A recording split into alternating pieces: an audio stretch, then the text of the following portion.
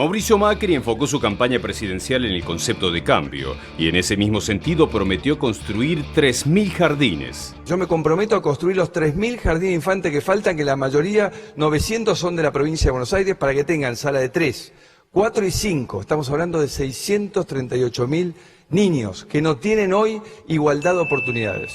En el año 2016, Macri, ya como presidente, insistió en su promesa.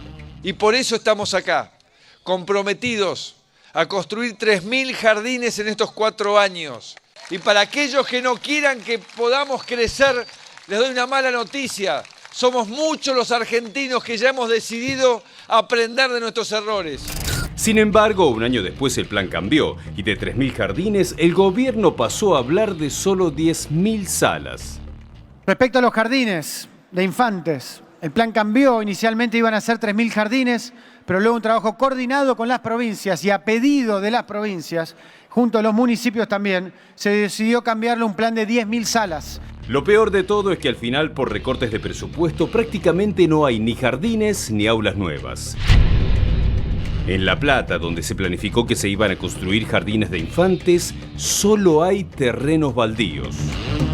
¿Qué pasó con los 3.000 jardines que prometió el gobierno? Todavía son un suspiro, un sueño y simplemente quedaron en promesa.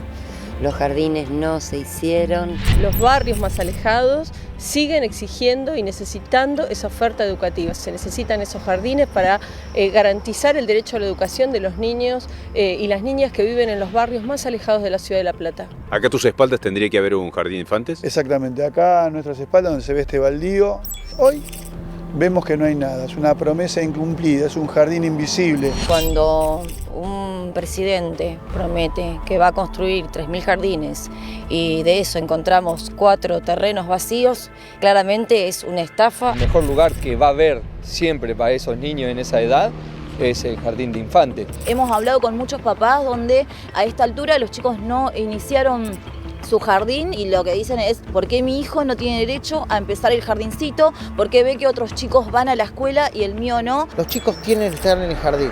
La educación es pública, es gratuita y tiene que ser de calidad. En General Rodríguez también quedó trunca la promesa de los 3.000 jardines. La gestión de Cambiemos tenía un edificio casi listo para inaugurar, pero lo dejó abandonado.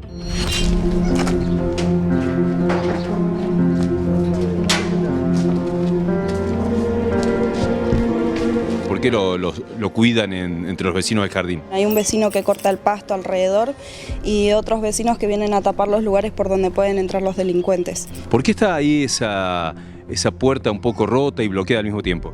Y acá los vecinos van asegurando, ¿viste? Por el tema de la inseguridad y el afano que hubo todo el tiempo acá. Y al mismo tiempo hay algunos vecinos que terminan haciendo de guardias de seguridad del jardín. También, sí. Acá agradecemos a los vecinos que están cerca, que custodian prácticamente de día y de noche para que no se afanen las cosas.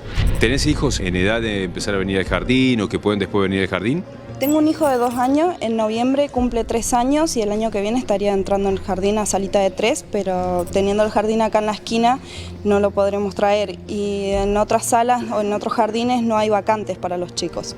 ¿Tu hijo necesita o va a necesitar el jardín? Sí, el año que viene porque ya tiene 2 años y 2 meses, así que ya parece que falta mucho, pero como de 2016 está abandonado, como que ya la esperanza ya no está que terminen tan rápido el jardín. Teníamos la esperanza de que nuestros hijos vinieran a este jardín, pero de un momento a otro abandonaron el jardín, empezaron a robarse todo, nadie se quiso hacer cargo. Está abandonado desde hace 3 años aproximadamente porque no se continúa con la obra. Es una obra que empezó durante la gestión anterior. Pensamos que se iba a terminar con los 3.000 jardines que prometió el presidente, pero sin embargo han pasado los años y seguimos así. Acá, por ejemplo, ¿qué tendría que haber? Allá una salita que tiene también los sanitarios incluidos. Bueno, ahí vemos un armario.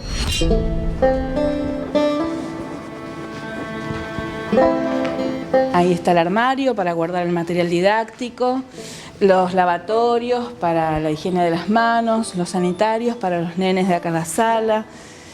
Bueno, hay un espacio enorme para un pizarrón, acá está la ventana que da el zoom. Bueno, calefacción, ventilación. ¿Por qué el techo está cayéndose de esa forma? Porque la obra está abandonada porque la humedad actuó. Bueno, y gracias a eso podemos ver que la instalación eléctrica también está terminada. O sea, está muy avanzada esta construcción, le falta muy poco. Teníamos los baños, los sanitarios para los niños. Como podés ver, es una sala bastante amplia. ¿Hace cuánto están los materiales así tirados? Hace 1 año y medio más o menos, que de un día para otro la constructora se fue.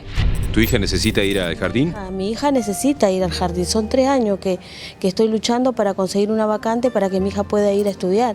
Me pide siempre, tengo mi hija en la secundaria y ella a la mañana se levanta y dice, mamá, quiero ir al jardín, mamá, quiero ir. Y me da mucha pena verla porque la verdad tiene derecho a estudiar mi hija. ¿Cuántos años tiene? 4 años.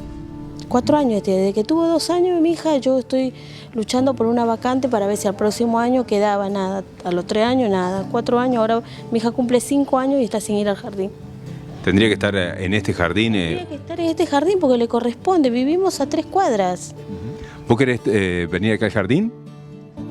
Sí, y yo quiero que pongan todo aquí. Una mesa de acá, también acá. ¿Vos aprendés en tu casa? Sí. Las vocales. ¿Qué aprendes en tu casa? ¿Qué te enseñan? E, I, O, U. Así, yo cuento con mi mamá. ¿Te enseña tu mamá? Sí. ¿Y a vos te gustaría que te enseñe una maestra acá en el jardín? Quiero que construyan todos los jardines que haya.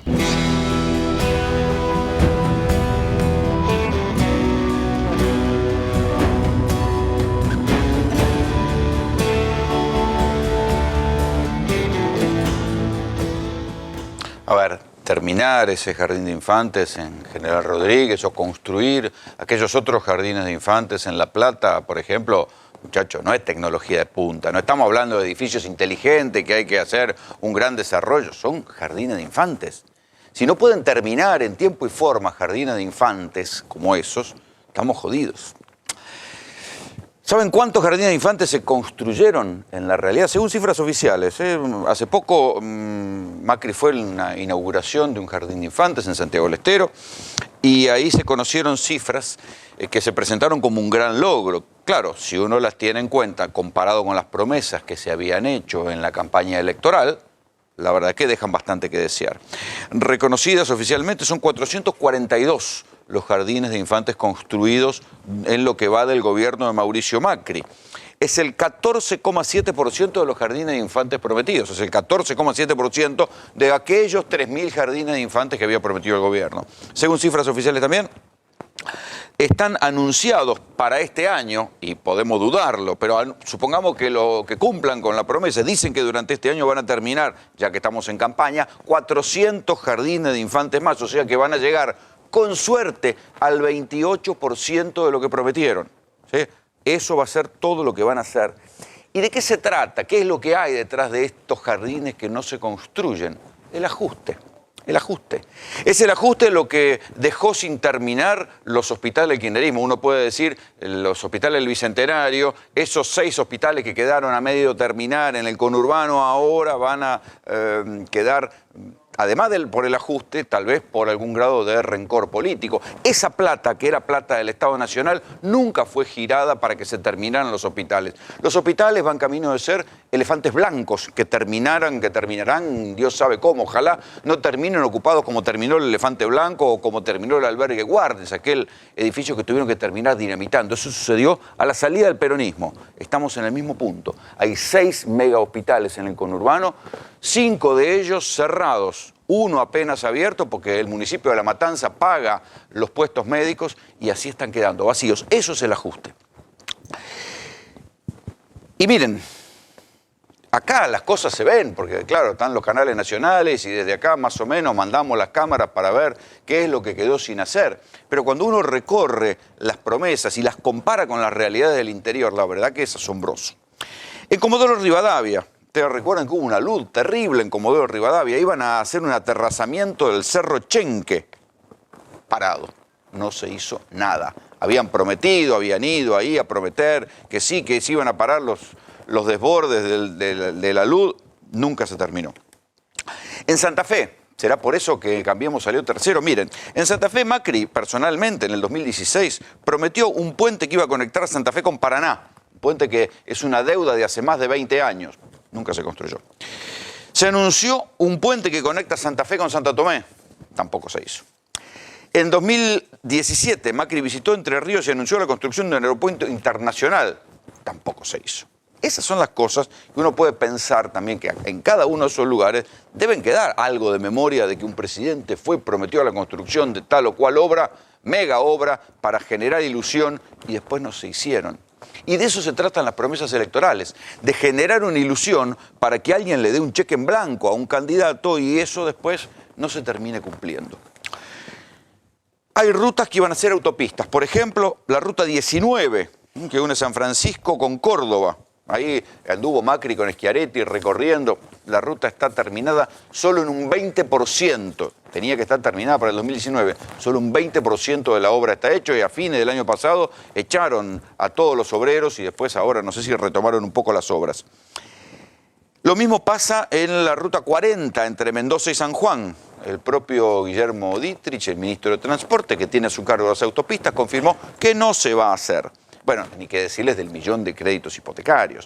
Entonces, ahora que hay como una especie de impas antes que arranque la locura de la campaña, es bueno recordar estas cosas para saber, qué sé yo, no es que nadie vaya a cambiar el voto porque vea que se prometieron cosas y no se cumplieron. Yo creo que se termina votando por otras cosas, por odios, por miedos, pero algunos de nosotros que todavía nos queda algo de memoria y de capacidad para recordar y confrontar, es bueno recordar estas cosas. Claro, es verdad que algunas obras se han hecho y van a aparecer en las campañas de propaganda, aparecen esos videos con celulares que hace el gobierno mostrando acá no había nada y ahora hay todo esto.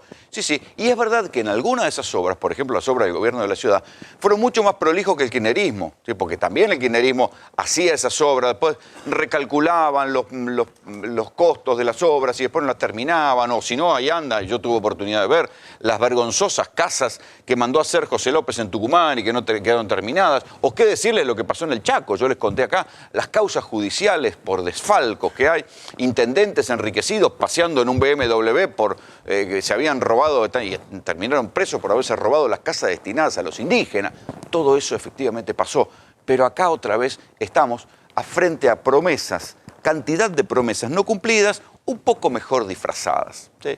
Prepárense también para lo que va a discutirse respecto de los beneficios del acuerdo que se anunció hoy entre la Unión Europea y el Mercosur. Nos van a decir que esto es el futuro, que ahora vamos a poder venderle cosas a un mercado de 800 millones de habitantes, pero por abajo, en los sectores de la industria real, ya empieza a haber una voz de inquietud. Ni les digo en los sindicatos, estoy hablando de los sectores industriales que producen en la Argentina, están un poco inquietos. Porque piénsenlo ustedes, si van a algún supermercado, ¿alguna vez se habrán encontrado con algún alimento importado más barato que los alimentos argentinos? Y dicen, ¿cómo es posible?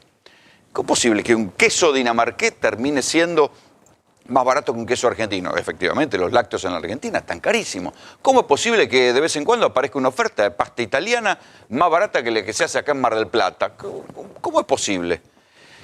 ¿Cómo es posible que a veces aparezcan vinos importados más baratos que los argentinos? Bueno, prepárense, porque si esos productos que tienen un inmenso stock y se producen en escala, llegan acá más baratos que los que se producen en la Argentina, porque en la Argentina no hay crédito, hay tasas altísimas, hay impuestos que los encarecen, bueno, todo eso no va a cambiar. Entonces los que producen en la Argentina van a poder competir con tipos que tienen crédito, facilidades para exportar, acuerdos que los protegen. Esto es lo que está inquietando a mucha gente. Entonces, es de sentido común. Si ahora uno ve que muchas veces los alimentos, y la Argentina era el paraíso de los alimentos, y todavía sobrevuela esa cosa que la Argentina se tiene que dedicar a exportar alimentos para todo el mundo, sin embargo, acá el litro de leche cuesta más caro que en Inglaterra, ¿qué va a poder vender? ¿Qué van a poder vender los industriales argentinos?